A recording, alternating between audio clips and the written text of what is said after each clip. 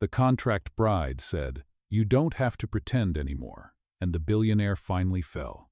Hello everyone. Before we begin today's story, I have a small favor to ask. Please hit subscribe and turn on the notification bell so you never miss our channel's new videos. It is quick, free, and the best way to support us in bringing you more dramatic stories. Your support truly means the world to us. Where are you watching from? Drop your city or country in the comments below. Thank you very much. Now, let us get back to our main character.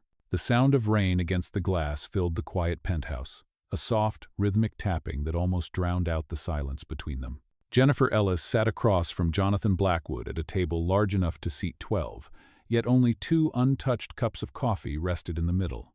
It was nearly 8 p.m., and the city lights of Seattle flickered like a restless heartbeat beyond the windows.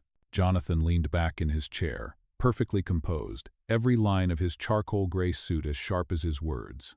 "Let's make it simple," he said calmly. "Marry me for 6 months." Jennifer blinked, unsure if she had misheard him. Her damp coat clung to her shoulders, her sketchbook pressed tightly to her chest as if it could shield her from what she just heard. "Excuse me?" she whispered. Jonathan's tone did not change. "You need money? I need a wife. I am offering you a legal arrangement, nothing more." A single flash of lightning split the skyline, and for a brief second, the room glowed white. Jennifer's reflection trembled in the polished marble floor. Her heart hammered. "You do not even know me." "I know enough," Jonathan replied, sliding a folder toward her. Inside were documents, neat and cold, his offer written in black and white. "You are behind on rent. Your mother's hospital bills are overdue, and your art studio was evicted last week. You clo." Her fingers froze over the folder. "Did you have someone investigate me?" "I do my research before making business deals," he said simply. The word deal stung more than she expected. Jennifer stared at him, his calm eyes, the faint scar near his temple, the wedding ring he still wore even though his wife had passed 3 years ago.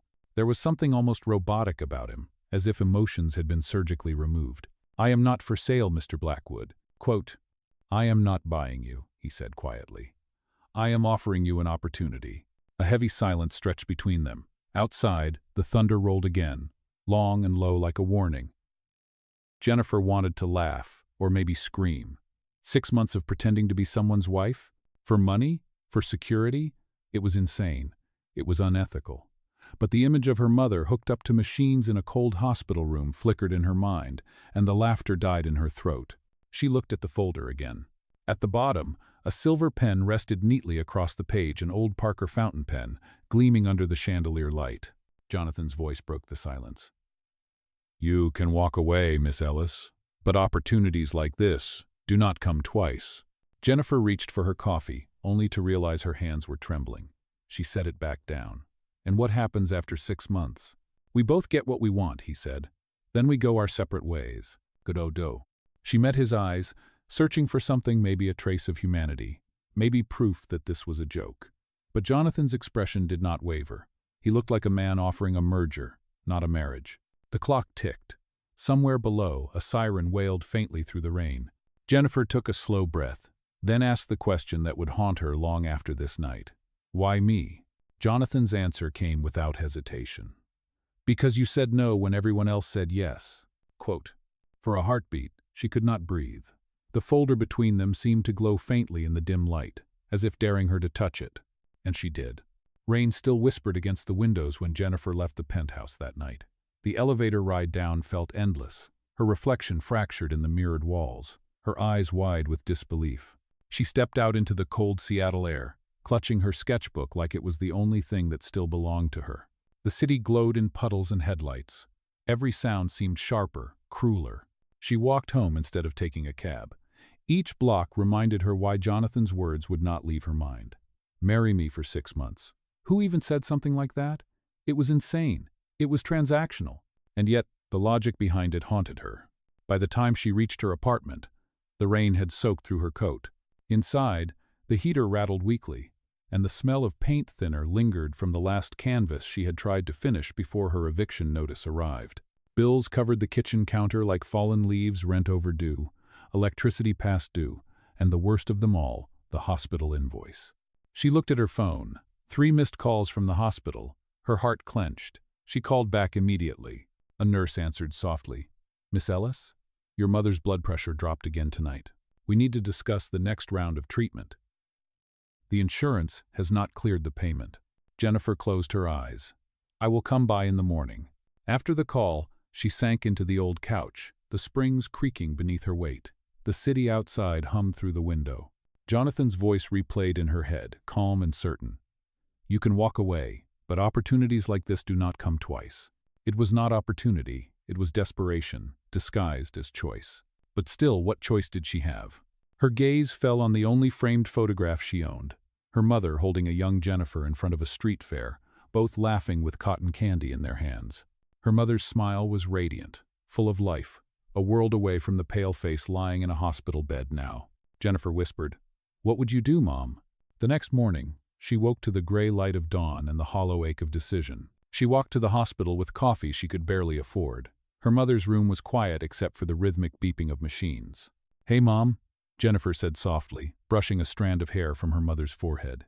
"You are still the strongest person I know." Her mother stirred faintly but did not wake. Jennifer sat there for an hour, tracing the lines of her mother's hand, her thoughts racing. The world had been cruel lately, her art rejected, her landlord relentless, her savings gone. She wanted to fight, but she was tired of losing. When she left the hospital, she found herself walking without direction. By the time she stopped, she was standing in front of the same cafe where she had met Jonathan the night before. The windows were fogged, the smell of espresso spilling into the morning chill. She hesitated for a long moment before walking inside. Jonathan was already there, reading something on his tablet, perfectly composed as if he had expected her. He looked up once, his expression unreadable. "You came back," he said quietly. Jennifer took a deep breath. "I am not sure what that says about me. It says you are practical." "It says I am scared," she corrected. Jonathan set the tablet aside. "Then, maybe fear is the most honest thing between us." Quote. For a long moment, they just looked at each other, two people standing at the edge of something that did not feel like a deal anymore. Finally, she reached for the folder still lying on the table. "I will do it," she said, her voice steady but small. Jonathan nodded once, sliding the silver Parker pen toward her. "Then let us begin." As the ink met the paper, Jennifer felt the strange weight of what she was doing. 6 months of pretending, 6 months of living in someone else's world, and maybe 6 months to save the only person she truly loved. Outside, the rain began again, soft, constant, like a clock counting down to the moment when everything would change. The ink was barely dry when Jonathan folded the papers back into the folder and stood. "The driver will take you to the estate this evening," he said. "You might want to bring whatever makes you feel at home. It is a big place, and quiet can be loud when you are not used to it."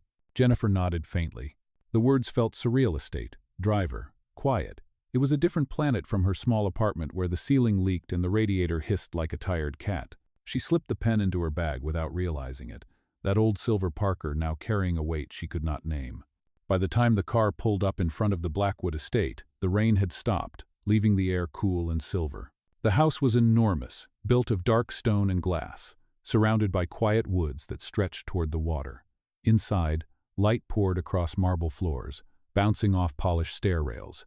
Every corner looked untouched, like a museum display. A woman in a gray uniform greeted her at the door. "Good evening, Mrs. Blackwood," she said politely. The title startled Jennifer more than the house itself. "I thank you," she managed, her voice barely audible. Jonathan appeared at the top of the stairs, his posture straight, his expression unreadable.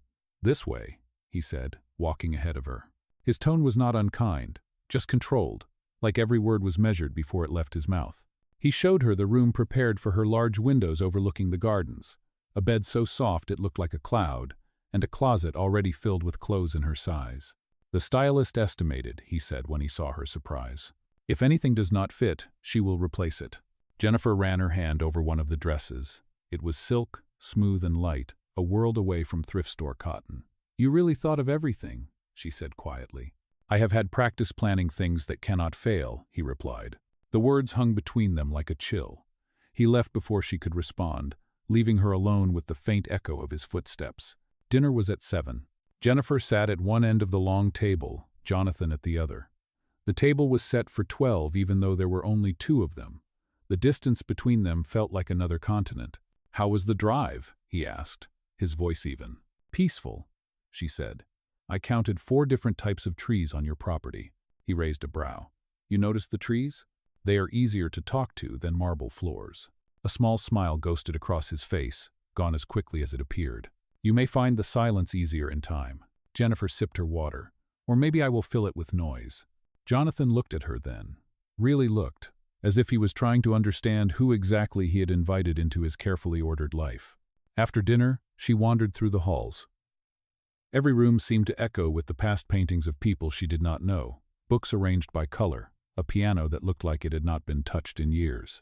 In the library, a family photo caught her eye. Jonathan with a woman beside him, smiling. His late wife, she realized. He was holding the same pen, the Parker, that now rested in her bag. Back in her room, she sat on the edge of the bed, the contract still folded in her purse. Her reflection in the mirror looked both familiar and strange. Mrs. Blackwood. The name felt like a costume that did not quite fit. Outside, a faint wind stirred through the trees. Jennifer whispered to herself, "What have I signed up for?" The silence of the estate offered no answer, only the distant sound of the sea. Morning came with a mist rolling off the sound, soft and pale like breath on glass. Jennifer woke to the quiet hum of the mansion. It felt strange to open her eyes in a room that looked like a page from an interior design magazine.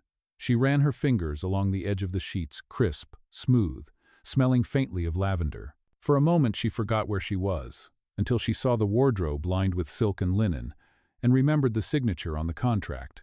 Breakfast was already set in the dining room. Jonathan sat at the far end again, reading the news on his tablet, a cup of black coffee untouched beside him. The housekeeper placed a plate in front of Jennifer, fresh fruit, croissants, and eggs arranged like a painting. "Good morning, Mrs. Blackwood," Jonathan said without looking up. She froze slightly at the title. "Jennifer is fine," she said. He finally lifted his gaze. "Not in public. Appearances matter." She nodded, a faint color rising to her cheeks. The distance between them was not just physical, it was written in every measured word he spoke. After breakfast, a young woman arrived with a rack of clothes and a notebook. "I am Grace, your stylist," she said warmly. "Mr. Blackwood asked me to help you prepare for upcoming events." Quote, "Upcoming events?" Jennifer repeated. Grace smiled. "There are several dinners, charity luncheons, and a small reception at the museum next week. Nothing too formal, just appearances." Jennifer let out a soft breath. "Right. Appearances."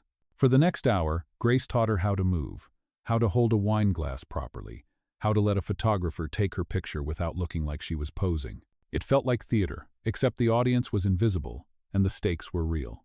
Later that afternoon, Jonathan passed the library where she was practicing posture in front of a mirror. He stopped at the doorway, watching her for a moment before speaking. "You do not have to try so hard." She turned. "You said this cannot fail." "I am just trying not to embarrass you." His expression softened slightly. "That is not what I meant." He stepped closer, his tone lower now. "You already belong here more than you think." Jennifer met his eyes, unsure how to respond. For a heartbeat, the air felt warmer, charged with something she could not name. Then he straightened, his composure returning as quickly as it had slipped. "Dinner is at 7, he said, and left. That evening, she joined him again at the long table. The distance felt smaller this time. Jonathan asked about her paintings, and she told him how colors made her feel safe when the world did not. He listened quietly, the corner of his mouth lifting once, barely there. When the dishes were cleared, he said, "You can have the small studio near the garden if you want to paint again." Her eyes widened. "Really? I would rather you use it than let it collect dust." She smiled for the first time since arriving. "Thank you." He nodded, looking down at his glass. "Consider it part of the arrangement." But something in his tone suggested it was more than that. That night, Jennifer explored the studio. Dust covered the easel, and the smell of turpentine lingered faintly. She opened the windows to let in the cool air. The space felt alive again as she arranged her brushes. She noticed a small tin of paints left on the counter, old but neatly labeled. A note rested beside it in Jonathan's handwriting. "For when you are ready to start again." Jennifer stood still, touched in a way she did not expect. Maybe this arrangement was not as cold as it seemed. Outside, the lights of Seattle shimmered across the bay. Inside, for the first time, the silence of the house did not feel like loneliness. It felt like the beginning of something unspoken. A week passed, and the rhythm of the mansion slowly changed. The silence that once pressed down on Jennifer now felt different, less like emptiness and more like breath. She began to move through the house without fear of making noise. Every morning she painted in the studio Jonathan had opened for her. The first few days, her hands trembled, but the motion of color on canvas became her anchor again. Jonathan kept his distance, but he noticed. He often paused outside the studio door on his way to his office, lingering long enough to hear the faint sound of her humming. He would never admit it, but that sound had started to fill the quiet corners of his life.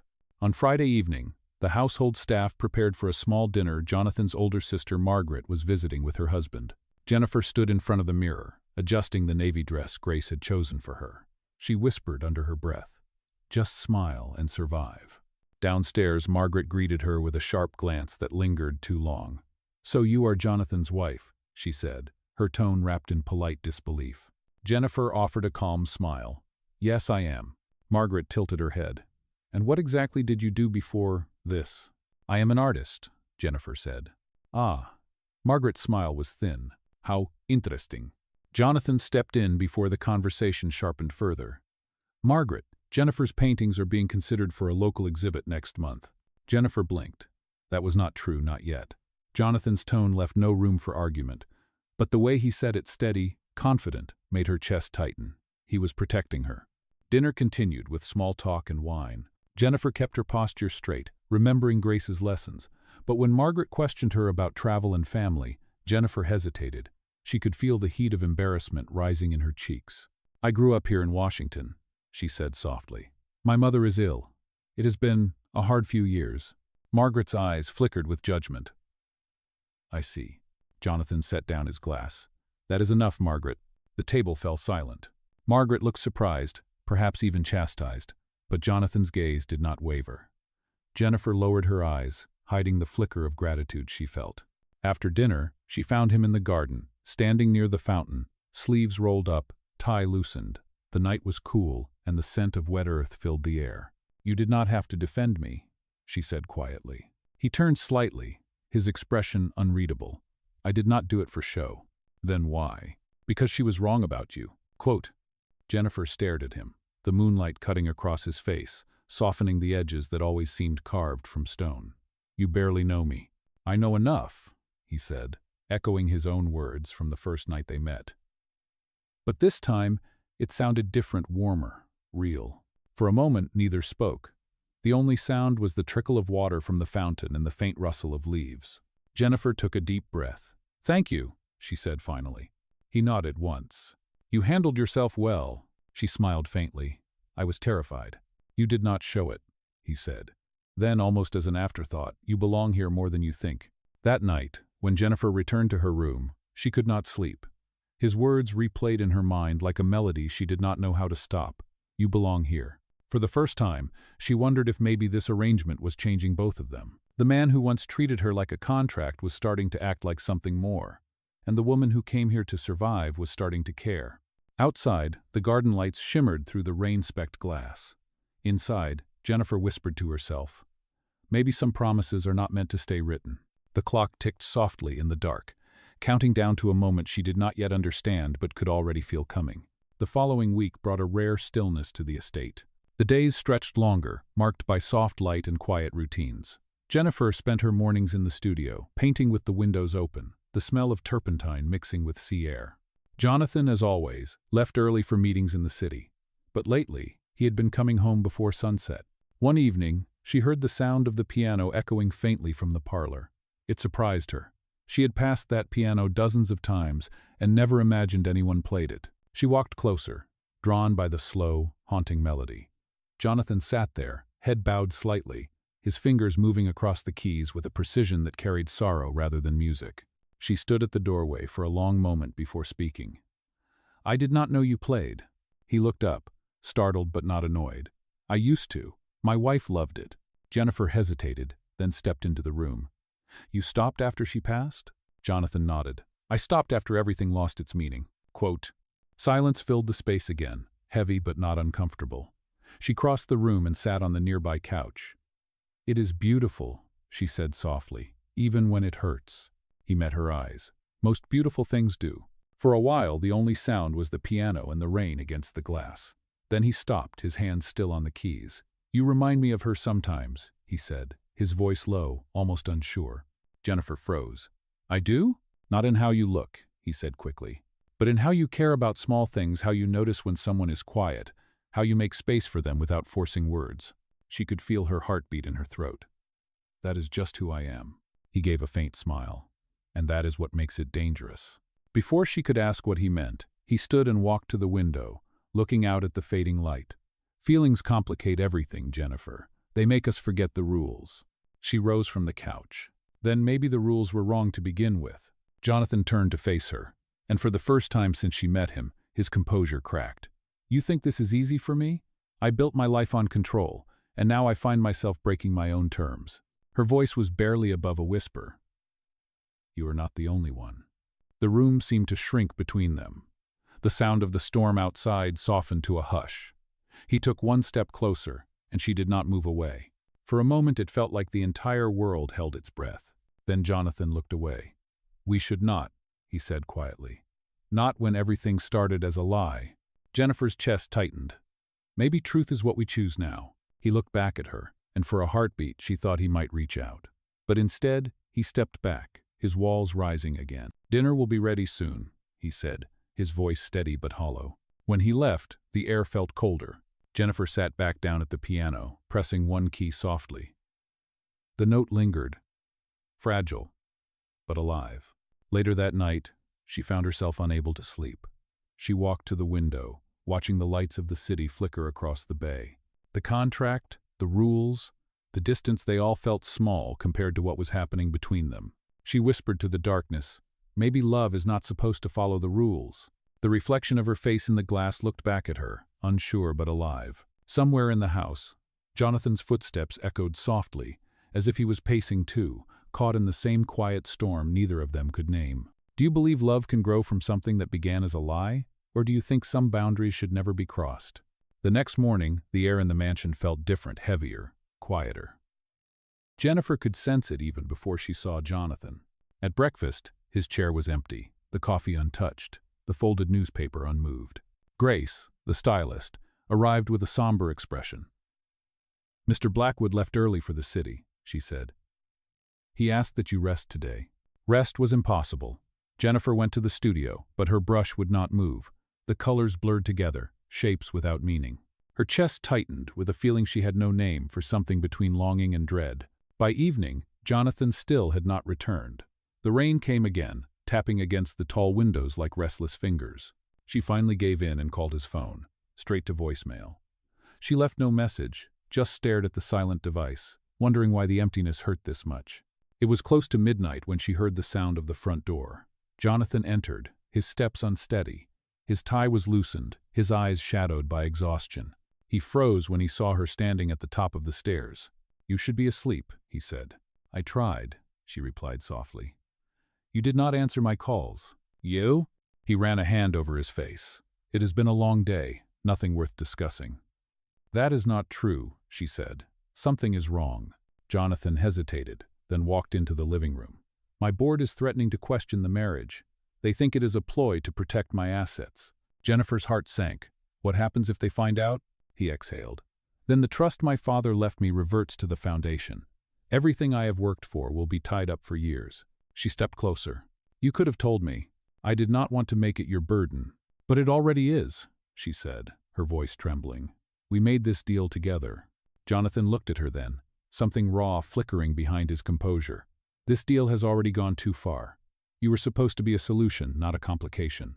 The words hit her like a slap. She felt her throat tighten. A complication? He turned away as if the sound of his own words burned. I am sorry. I should not have said that. Jennifer stared at him, her pulse pounding in her ears. No, you meant it. That is what I am to you. A contract that got messy. Jennifer. She shook her head, stepping back. I thought we were becoming something real. He closed his eyes. That is exactly the problem. It was never meant to be real. Her eyes filled with tears she refused to let fall.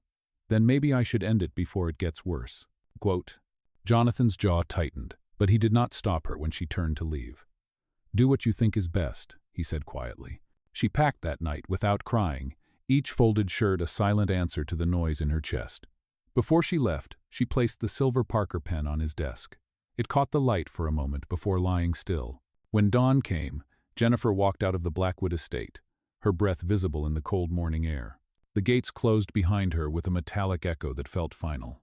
Inside the house, Jonathan sat alone in his office, the contract open on the desk, her signature staring back at him like a wound. The pen she had returned lay beside it. He reached for it but stopped halfway, his hand shaking. He whispered into the empty room, "You were never supposed to matter this much." Outside, the first light of day touched the windows, soft and gray. Two people, both awake, both broken, wondering when pretending had turned into something that could no longer be undone. The rain had stopped by morning, but the sky still carried the color of grief. Jennifer walked through the streets of Seattle with no real direction. The air smelled of wet pavement and coffee, the hum of the city faint beneath her thoughts. She found herself at the small cafe where she and Jonathan had first met. The same corner table was empty, the same silver light spilling through the window.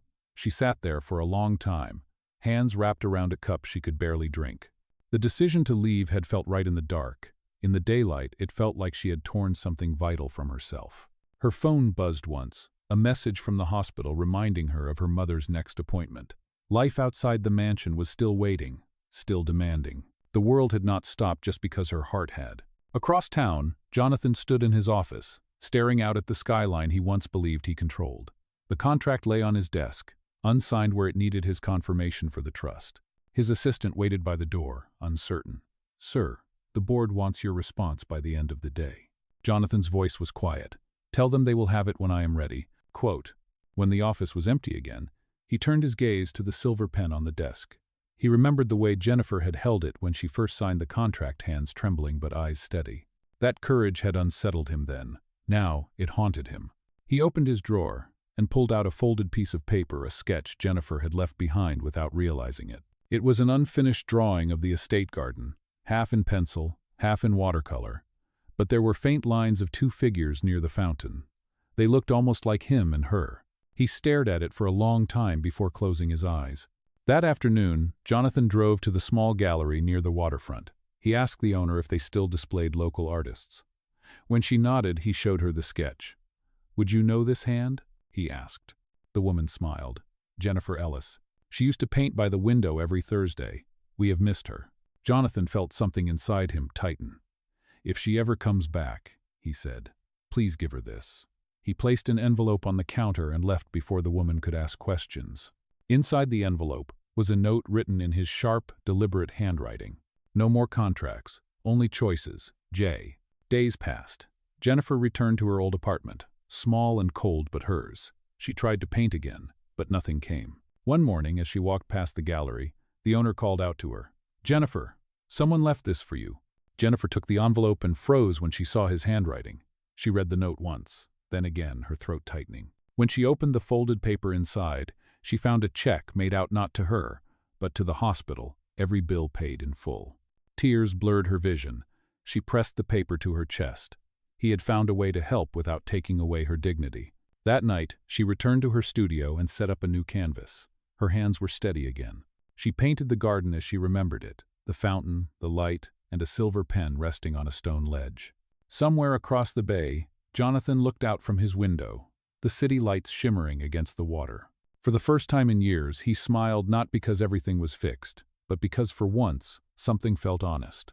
Sometimes love does not need grand gestures. Sometimes it just needs the courage to let the other person choose. And for both of them, that choice had already been made, quietly, in the spaces between words.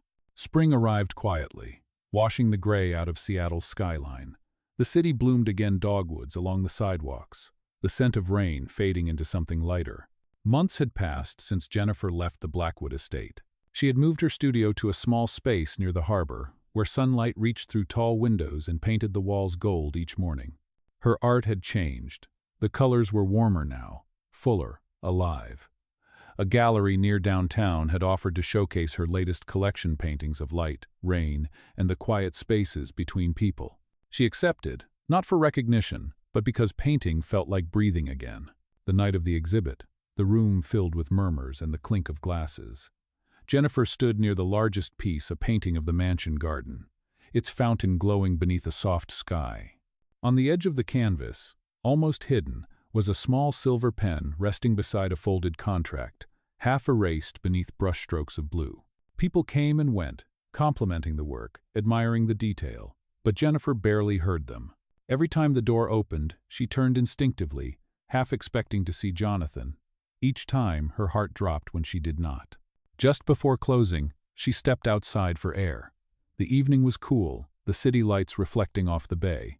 She breathed deeply, proud but aching in ways she could not name. Then a familiar voice spoke behind her. "You still paint the world, as if it can be forgiven." Jennifer turned. Jonathan stood a few feet away, dressed simply in a dark coat. His eyes carried the same calm, but something in them had changed, less guarded, more human. "You came," she said softly. "I was not sure if I should," he replied. "But then I saw the invitation in the paper and realized I wanted to see what honesty looks like on a canvas." Jennifer smiled faintly. "Does it look like this?" He stepped closer, looking through the glass at the painting of the garden. "It looks like us," he said, "trying to fix what we broke." Quote. They stood in silence for a long time, the sounds of the harbor filling the space between words. Finally, he reached into his pocket and held out something small, her silver Parker pen. "You left this behind," he said. She looked at it, startled. "I thought you did." "I kept it," he said quietly, "because it reminded me that some promises are worth rewriting." Jennifer's eyes softened. "And what are you rewriting now?" He took a slow breath.